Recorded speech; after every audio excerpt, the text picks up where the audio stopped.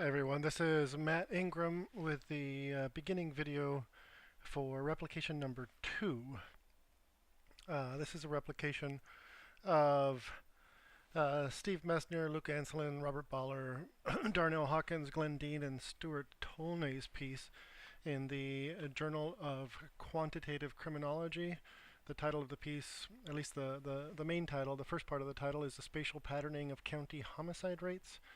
And it was published in 1999 again in JQC, the Journal of Quantitative Criminology. I assume also that you've downloaded, installed, and have some basic familiarity with GeoDa as we start to work through the replication steps. So again, returning to our replication steps here, this is the replication assignment or instructions, and these are the items that we're going to replicate from this piece, the publication from 1999. So the first replication is to generate their spatial weights matrix, and we want to understand what weights matrix Messner et al. Used, and then one of the possible variations that you could do in your unlimited free time is to replicate the analysis with different weights matrices. So if we follow Messner et al., we will find that they use in order to avoid having isolates in their data set, they use the minimum distance, or rather the maximum distance between any two units. And so we're going to replicate that in GeoDa first. So here's GeoDa. I've already loaded in the St. Louis homicide shapefile. Here it is, all 78 counties that were analyzed by Messner et al. And if we generate the weights file, we can go up to the Tools menu, come down to Weights, and select Create. Find the ID, which is the FIPS number. And then if you go down to Threshold Distance, and select miles, which is what they use, you'll see that they in the text they use 31.7 miles, which was the the distance between two counties that avoided having any isolates in the data set. GeoDa calculates that distance as 31.84. Notice that if you enter 31.7 following the article and try to press create, GeoDa will warn you that the currently entered threshold value of 31.7 is less than what they had calculated, which is the minimum value for which there will be no neighborless observations or isolates. So you don't want to go below that, otherwise there will be isolates. So you can proceed with 31.7 if you want. There will be isolates. We don't want that, so we abort and go back to asking GeoDa to calculate the minimum distance. Now let's create that. We're going to save that in our working directory. I've already generated it before, so I'm just going to replace it here and click Save. So now we should have created successfully a weights matrix with a minimum distance between units of 31.8, about 31.85 miles. You can close this window. And now let's go to our second item. Again, if you wanted to redo item number 1, you could redo it with different weights. You could try some queen or rook contiguity or a certain number of nearest neighbors. Let's detect global spatial autocorrelation, though, with item number 2. Let's go to Table 1, Panel B, and that is here. So you can see on the right here on page 435 of the article, this is the beginning of the first set of main results.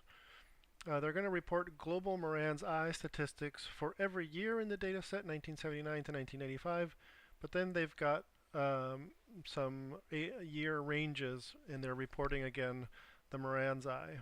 We don't have every single year in the data set. We have the time spans, so we're going to replicate panel B down here with the data that you have. Again, you could verify this by looking at the table. You can just click on the table icon here, or open the table. We're just going to click on the icon here, and you can see that you don't have annual data, you have year ranges, right? Time spans. So let's replicate the MoranI in panel B. For MoranI, we'd go to Space, pull down to Univariate MoranI, and select your variable. Let's do the first one, 79 to 1995. Here we don't have that aggregate time span. We could take the average across all of them. Excuse me. Let's try 79 to 84 first. So we're going to take homicide rate 1979 to 84, starting at the bottom of panel B. And we've already entered our spatial weights matrix. So here is our MoranI at the top. Again, with our standard Moran scatter plot with a homicide rate centered on 0 along the x-axis, and then the spatial lag of that variable centered on 0 along the y-axis. We see it's about 0.106. If we go over to the article, we see it's about 0.12, 0.11, 0.12. We're close in the ballpark here, and it's statistically significant. If you wanted to check visualization of the statistical significance in GeoDa, you could right-click on the Moran scatter plot, click randomization. Let's increase to 999 permutations, which is actually 1,000 permutations. You'll notice that at the top of table 1, that's the number of permutations that they ran before. So let's run this. It's done. And you can see here that this is the distribution of values generated in the simulation, and the actual value lies outside of the 95% confidence interval. If we wanted to, we could calculate that confidence interval by hand using the values at the bottom of this window, but GeoDa reports the p-value up at the top, 0.04. It's less than 0.05, so it's just outside of that. The actual value is just outside of the 95% confidence interval, so we can say we have statistically significant results. If you wanted to rerun the simulation, you could just click Run again each time here. You can see that the significance is changing slightly with each round of the simulations. That's to be expected because all of these simulated values are different, right? But the distribution is the same, and you see that it's always statistically significant. So let's close this window. We've essentially replicated 1979 to 1984. Let's just do one more here. Space, univariate MoranI. Let's pick the next one up, 84 to 88. Okay, and now we have replicated this second row from the bottom in panel B of table 1. Messner et al. Reported a MoranI of 0.125. We have a MoranI of 0.113. Higher than the previous one that we saw, but not as high as they Messner et al. Find. And again, we could redo the same randomizations. Let's just make sure we have 999 randomizations. Still statistically significant. And then let's do the last one. So we see thus far that we have an increasing value for MoranI. Let's try this last one, see if it's still increasing, staying with the trend that Messner et al. Find. And it does indeed. It goes up to 0.122 now. It's not quite as high. I'm just going to do the randomization, 1,000 randomizations. It's significant. But we have the same trend that Messner et al. Find. From 1979 on up through the 3 time periods till 1993, Messner et al. Find an increasing level of, or increasing amount of spatial autocorrelation in their data, rising spatial autocorrelation, and we find the same thing, right? All of our values were rising from 0.105 initially to 0.11 something to 0.123 basically. So that replicates the core findings of panel B. Different levels of different MoranI for the different time span, but the trend is the same, right? Or the findings are the same. It's positive spatial autocorrelation. Similar values are clustering together. It's statistically significant, and the trend is the same over time. So let's move on to the second item, or rather the third item in our replication. Notice above that in number 2, item number 2, there are various variations that you could do here, different spatial weights, or maybe even aggregate up to a different level of analysis. You could use the data from Baller et al. Also and segment off other parts of the country to replicate the analysis. Let's move on with item 3 though. Let's look at the distribution of homicide rates in figure 4. Here we're going to replicate both a box plot and a box map. So let's go to the piece, see what that looks like in figure 4. Here is figure 4, and we see that we have 4 panels. We have a box plot and a box map for 1984-88, and then we have a box plot and a box map for 1988 to 93. These are all exploratory tools, just looking at the distribution of your outcome of interest. So let's replicate that. We can close our Moran scatter plot in GeoDa. We can also close our themeless map, and let's just open. So if we do, let's do the map first for 84-88. We have a box map. We'll talk about the hinges in just a second, but let's do the basic 1.5 hinge of homicide rate from 84 to 88. So this is our homicide, our box plot map from 84 to 88. Let's do the box plot. That's in Explore. Go down into the Explore menu. The second option down is box plot. Homicide rate 1984-88. Select that. And let's, I don't know why it's not letting me bring it over here, but let's try it again. There we go.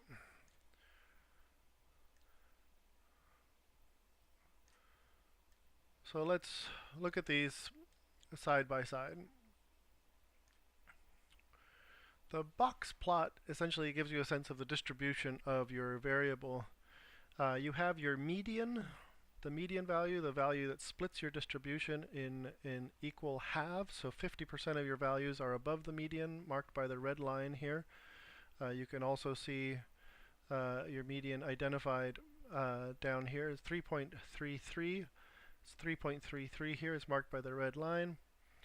And you have 50% of your values above that and 50% of your values below that. The 1/4 of your values or observations are are above the median, but within this dark red box, and 1/4 of your values are below the median, still within that red box. These two quartiles, right, the 25% of values below and the 25% of values above, represent 50% of your values, centered around the median essentially. This is what is called the interquartile range, IQR. And then the hinge, or the top line, the bracket, the box beyond that is excuse me, is what is defined. The value for that hinge is defined by the command that we gave to select 1.5 there. So we're going to have, hang on just one second. So the distance from the interquartile range, say from the top of the interquartile range to the top of the box plot, is 1.5, 1.5 times the interquartile range itself. So if we look at the interquartile range, here's the first quartile, 1.74.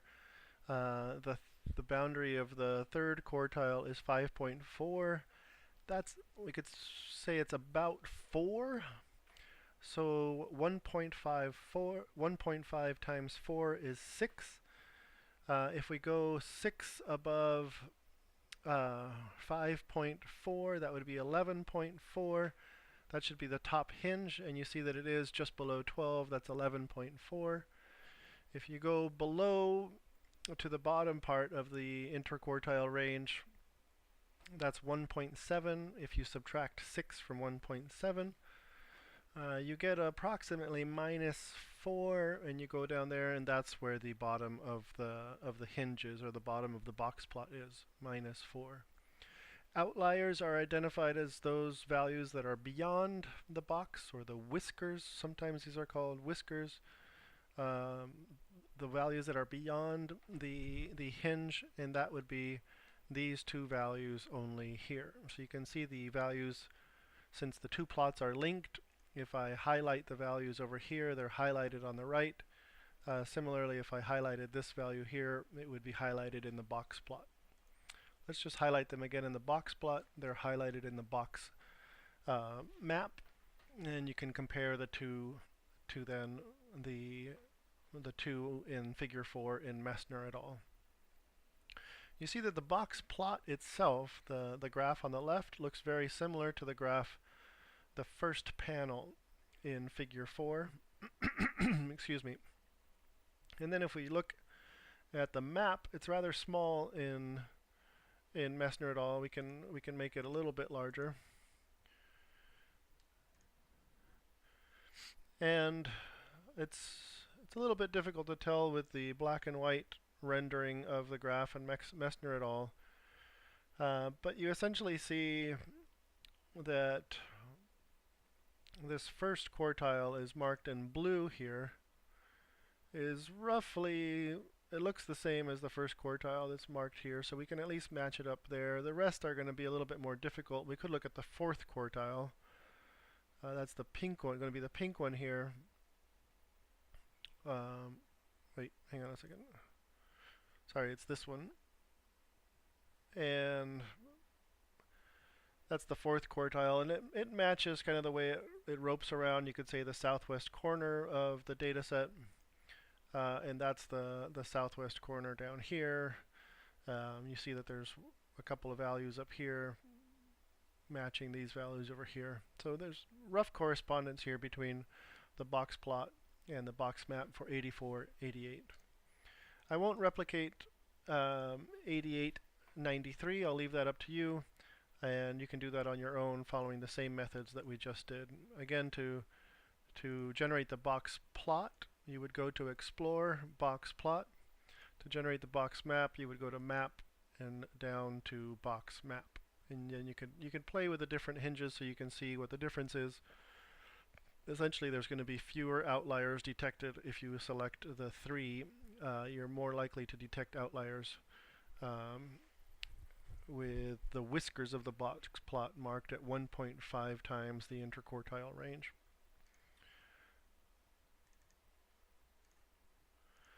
So I'm going to stop here before moving on to item 3 in the replication assignment, which is the LISA cluster maps. The next video will have the LISA cluster map. Thank you.